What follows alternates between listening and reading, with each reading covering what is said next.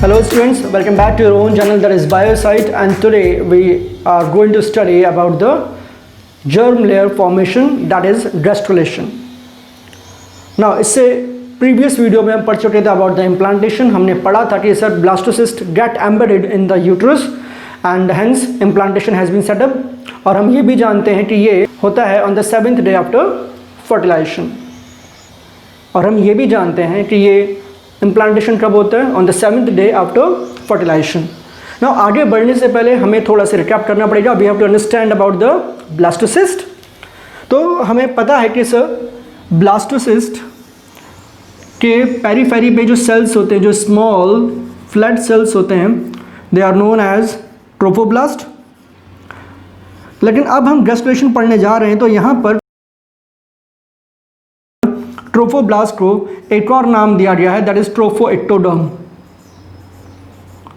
ट्रोफोइक्टोडर्म. Now these cells are known as trophoblast and there is one more name for that, for this layer, that is trophectoderm. Now दूसरी बात हम ये भी जानते हैं sir, there is a group irregular group of cells, large cells actually, at the one side of the blastocyst, and these cells are known as inner cell mass, and they are also known as, this structure is also known as embryonal knob. मैंने आपको बताया था in the previous video कि जो inner cell mass है ये actually में एक तरफ इकट्ठा हो जाता है, and that's why it is known as embryonal knob. और ये वही स्ट्रक्चर है जो आगे जाके हमारे पास एक एम्ब्रियो, एक फीटस बनाएगा. क्लियर? ट्रोफोब्लास्ट का एम्ब्रियो फॉर्मेशन से कोई लेना देना नहीं है. Actually trophoblast form the chorion layer which is an extra embryonic membrane. ये हम आगे जाके पढ़ेंगे. ना हमें ये भी पता है कि sir there is a cavity in the blastocyst which is known as blastocoel, and this blastocele is filled by the nutritive substance which are secreted by the endometrium or the uterus. So this fluid which is present in the blastocele is also known as uterine milk. Clear? और तो और हमने ये भी पढ़ा था कि sir इस ट्रोफोब्लास्ट से फिंगर लाइक स्ट्रक्चर निकलना शुरू होती हैं. इसके अंदर सपोज दिस इज एंडोमेट्रियम. ये जो सब कुछ है ये क्या है, ये हमारे पास एंडोमेट्रियम है. ना एंडोमेट्रियम के अंदर क्या हुआ हमारे पास, यहाँ से फिंगर लाइक स्ट्रक्चर निकलना शुरू करती है. This is known as chorionic villi, और ये धीरे धीरे ग्रोथ करती रहती हैं. और कहाँ तक पहुँचती हैं, ये पहुँचती हैं to the maternal blood supply which is present in the endometrium. Now this is all endometrium portion. यहाँ से जो भी ऊपर है that is all endometrium portion. हमने ये सब कुछ पढ़ा था in the previous video. लेकिन चूंकि आज हमें gastrulation पढ़ना है, formation of germ layer पढ़ना है, तो स्ट्रक्चर का पता होना हमें बहुत ज़्यादा ज़रूरी है. Now this corionic villi, you will know in the later stage that this will give rise to placenta. ठीक है, अब हम इसमें थोड़ा सा आगे पढ़ते हैं. अब हमें इसमें क्या पढ़ना है, हमें पढ़ना है यहाँ पर फॉर्मेशन ऑफ जर्म लेयर. इस वीडियो में आज हमें ये पढ़ना है. और मैंने आपको बताया कि जो जर्म लेयर है किससे बनेगी, वो बनेगी इनर सेल मास से. ये जो इनर सेल मास के जो सेल्स होते हैं, they are also known as stem cells. Clear? अब हम आगे पढ़ते हैं कि कैसे जर्म लेयर बनती हैं. अब फर्स्ट ऑफ ऑल हम पहले यही समझ लें formation of germ layer. Formation of germ layer को ही समझ लें. Actually formation of germ layer is known as gastrulation. तो अगर आपके पास क्वेश्चन आता है व्हाट इज गैस्ट्रुलेशन, तो आप कहोगे the formation of germ layer during the embryonic condition is known as gastrulation. और एक सिंपल सी डेफिनेशन है सर, ब्लास्टुला का गैस्ट्रुला में कन्वर्ट होना इज नोन एज गैस्ट्रुलेशन. और गैस्ट्रुला क्या होता है, गैस्ट्रुला वो स्ट्रक्चर होता है जिसमें 3 germ layer has been formed. Clear? Okay. आगे बात करते हैं। अब हम ये देखते हैं कि सर ये तीनों जर्म लेयर कैसे बनेंगे। नाउ आई थिंक आप सभी को पता है कि तीनों जर्म लेयर का नाम क्या है। We all know that it is endoderm, mesoderm and ectoderm. अब हम ये देखते हैं कि ये तीनों जर्म लेयर कैसे बनती हैं। इनिशियली क्या होता है, पिछले वीडियो में मैं आपको एक बात बताना भूल गया था जो इस वीडियो में बता दे रहा हूं मैं आपको।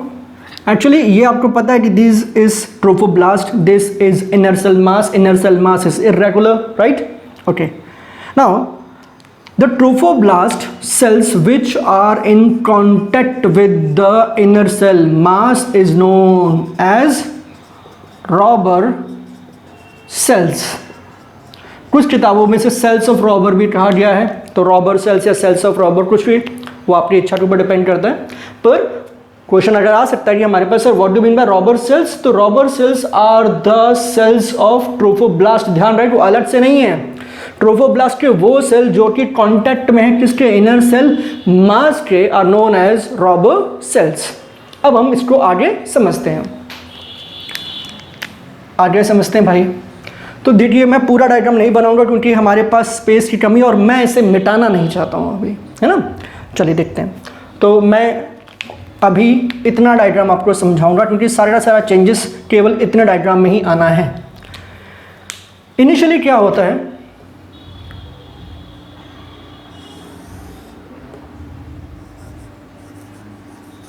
now these are the cells of trophoblast which are in contact with the inner cell mass। इसका मतलब ये कौन से सेल्स हैं, ये सेल्स हैं हमारे पास में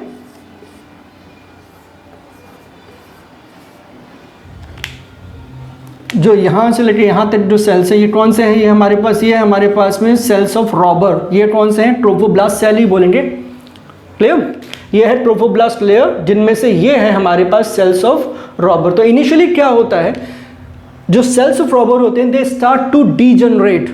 और यहाँ पे आगे क्या बन चुका है इनसे, यहाँ से आगे इनसे बन चुका है finger like structure which are known as chorionic villi. ध्यान रहे ये chorionic villi they continue to grow until unless they join with the maternal blood supply. और आगे जाके क्या बनाएंगे, प्लासेंटा बनाएंगे, placenta from the fetus side. ना अब इसमें धीरे धीरे दो इंपॉर्टेंट चेंजेस आने वाले हैं। वो क्या आने वाले हैं, ध्यान समझिए। नंबर वन, ये जो हमारे पास सेल्स ऑफ रॉबर हैं, यहाँ पर Rauber cells they start to degenerate. पहला काम तो ये होगा। और दूसरा काम, ये जो हमारे पास इनर सेल मास है जो अभी तक इर्रेगुलर है, कैसी है, irregular. This inner cell mass is also known as embryonal knob. ये अभी तक कैसी है, इर्रेगुलर है। और ये start to get condense to form a disc like structure. समझिए जरा, ये अभी कैसी है, इर्रेगुलर है, राइट।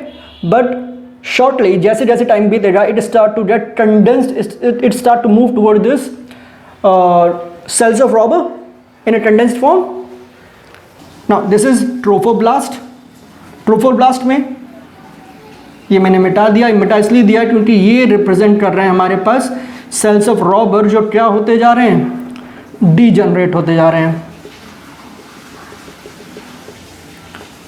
ये तो डीजनरेट होते जा रहे हैं। और क्या होता जा रहा है, और ये जो सेल्स है, जो इनर सेल मास है, जो अभी तक कैसे हैं, जो अभी तक इर्रेगुलर हैं, they start to get condensed to form an disc that is known as embryonal disc। जरा समझते हैं, ये देखिए अब यहाँ पे क्या होने लग गया, ये जो इनर सेल मास के सेल थे, ये जो एम्ब्रियोनल,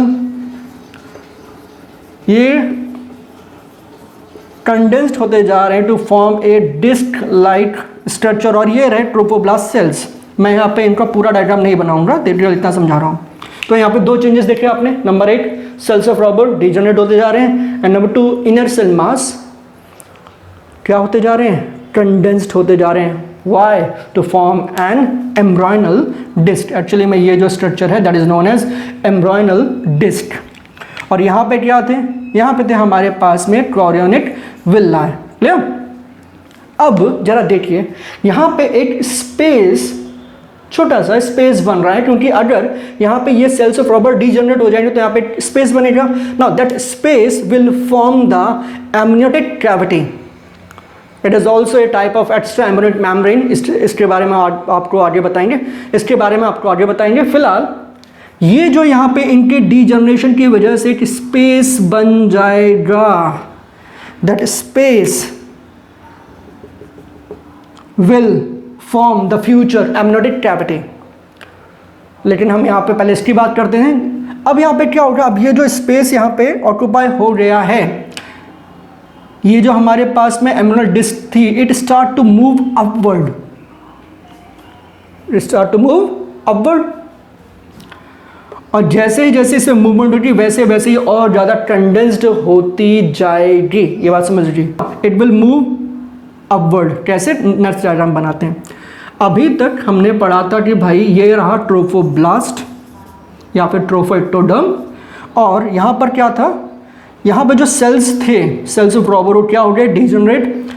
तो अभी तक ये इनर सेल मास कहाँ थे, यहाँ पे नीचे थे, बट ये धीरे धीरे अब क्या कर जाएंगे, मूव कर जाएंगे और ये देखिए ऊपर की तरफ आ गए, और ये एम्ब्रियोनिक डिस्क और क्या हो रही है, कंडेंस हो रही है। अब ये कर रहे हैं मूव ऊपर की तरफ। इतनी बात समझ में आई?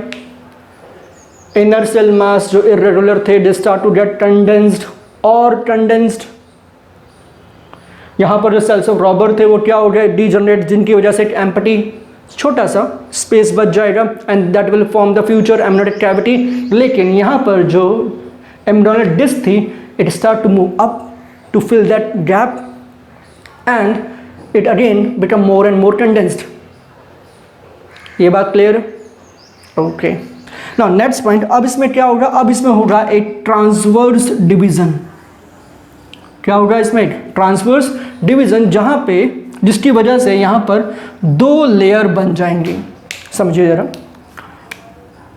अगेन दिस इज ट्रोफोब्लास्ट, मैं इसको कुछ नहीं बोल रहा। दो ये रहे हमारे पास में एम्ब्रियोनल डिस्क के सेल्स, ये हैं कॉलमनर सेल्स, बड़े बड़े सेल्स हैं, और जो इनमें अभी ट्रांसवर्स डिवीजन हुआ उसकी वजह से यहाँ पे छोटे छोटे सेल्स की एक और लेयर बन जाएगी। ना यहाँ पे दो लेयर हैं, एक कैसे हैं कॉलमनर सेल्स और एक कैसे हैं छोटे क्यूबॉइडल सेल्स। अब ये जो बड़े बड़े सेल्स हैं ऊपर वाले, this is known as epiblast and the lower one is known as hypoblast. ध्यान रहे इन दोनों लेयर में से, दोनों लेयर कौन सी, एपिब्लास्ट और हाइपोब्लास्ट। एपिब्लास्ट जो है वो फ्यूचर फीटस बनाएगा, उसमें हाइपोब्लास्ट का कोई रोल नहीं होगा। ध्यान रहे यहाँ पे फ्यूचर फीटस मतलब कि यहाँ पे ये आगे जाके जर्म लेयर बनाएंगे एंड जर्म लेयर से फिर डिफरेंट डिफरेंट ऑर्गन एंड पूरा पूरा फीटस बनेगा। अब क्या होगा, अब तो इसे मिटाना ही पड़ेगा, मजबूरी आ रही है, बिकॉज अब हमारे पास बनने वाली है एंडोडर्म। अब हम दूसरा डायग्राम कहाँ बनाए, suppose 1 2 3 4 and this is 5th diagram, right. अब क्या हो रहा है हमारे पास, अब हमने यहाँ पे पढ़ा है कि सर एपिब्लास्ट बनाएगी 3 जर्म लेयर, हाइपोब्लास्ट यहाँ पे कोई लेयर नहीं बनाएगी, तो हम हाइपोब्लास्ट के बारे में पढ़ेंगे ही नहीं। क्लियर? हम यहाँ पे सीधे सीधे बात करते हैं। ये रहे ट्रोफोब्लास्ट के सेल्स और ये रहे हमारे पास में एपिब्लास्ट के सेल्स।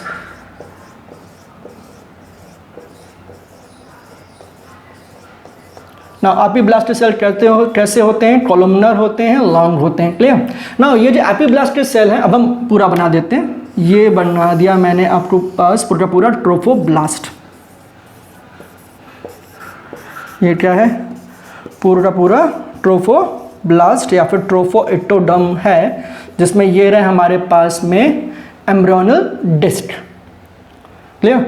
अब यहाँ पे क्या होगा, अगेन ये ट्रांसवर्स डिवीजन होगा, अगेन क्या होगा, एक ट्रांसवर्स डिवीजन। और ये ट्रांसवर्स डिवीजन होने के बाद जो सेल्स बनेंगे एक्चुअली में they start to spread in all the direction. अब जब वो स्प्रेड होंगे हर एक डायरेक्शन में,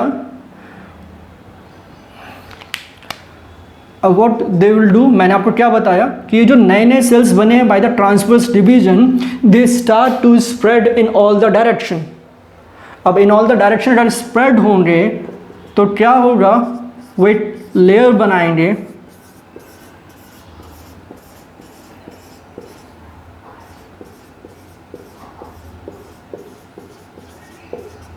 और ये इससे डिटैच होना शुरू हो जाएंगे, ये हो गए detach.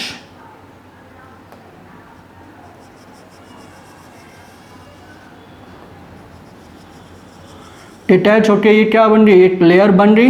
This layer is known as endoderm, this layer is known as endoderm.